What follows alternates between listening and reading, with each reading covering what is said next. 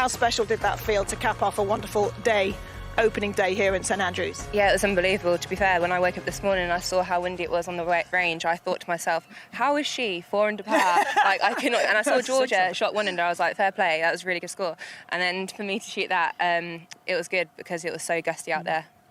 Yeah, I was just going to ask you, you've played in loads of bad weather, we all have, but on a scale of 1 to 10, how difficult was that in comparison to any other time you've played on a links, a links day? 100%, 10 out of 10. Like, I don't know how the balls wasn't moving on the greens. I know that they didn't cut a couple of the greens, but it was so windy and you get cold out there as well, so it can almost be hard to swing. But no, I was pretty happy with myself. Yeah, the gilet I know was on and off. Yeah. We just talked about it now. Dame Laura Davies at the top of the show. It's a mental challenge often out here more than ever. Yeah.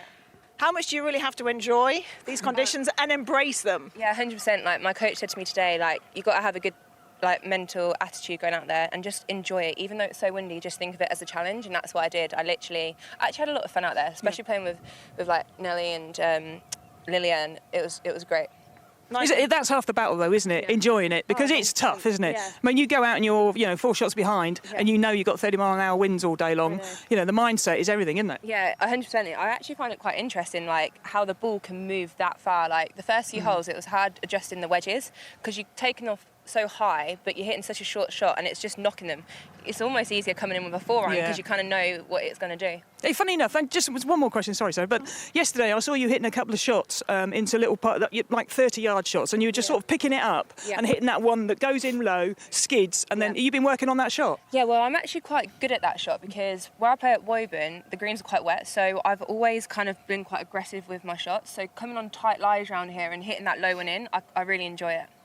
How much work did you put in specifically for this week, and as Trish said, this type of golf, changing the ball flight, mixing it up and knowing you have to deal with the conditions as they are? Well, it was kind of my coach about 4 weeks ago said your swing's getting a little bit long, so work on some 3/4 shots. And I was like, oh, okay. So I've just been working on it like before the Olympics, and then I went and played Turnberry the other week before the Scottish Open, had a good run at the Scottish Open, and my ball flight's been nice and low. And now I understand because he wanted me to be 3/4, so he slowly got me in and ready for links golf, and that was quite clever of him.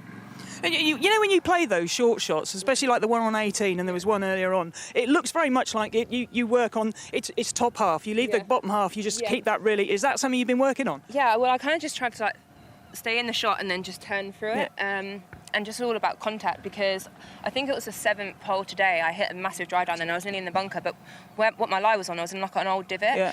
But it wasn't a full divot, it was like a little divot, so I only had the equator of the ball like showing, and it was such a firm lie as well, and I just knifed it. And it just worked, so that was just quite tricky, but the fairways are tight around here, and I had a nice one on 18, and I just got it to get up in the air. It was good.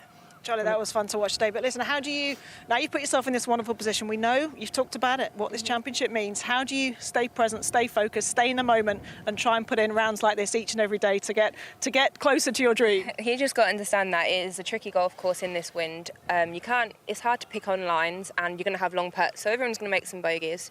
And I just literally going to go home tonight, FaceTime my boyfriend, have some fun with my best mate James, my trainer's here, Kate, and just literally just chill and just go on about my business tomorrow. And a quick word about the fans out here and also watching on Sky Sports Golf, how much they support and mean to you, and how bigger an advantage they will be to you over the next few days. Yeah, 100%. I just like it seeing out here, like young kids out here, because my dream was me and my best friend James is over there coming out. He said to me the other day, I remember when we used to play Kettering and pretend we was playing St Andrews in the British Open. And I said, yeah. I said, now I'm actually playing St Andrews in the British Open, but he's obviously not, he's watching. But still, he says at least one of us is like dreams come true. Listen, amazing to watch. Very well played. And we'll follow your progress closely over the next few days. Charlie, well played.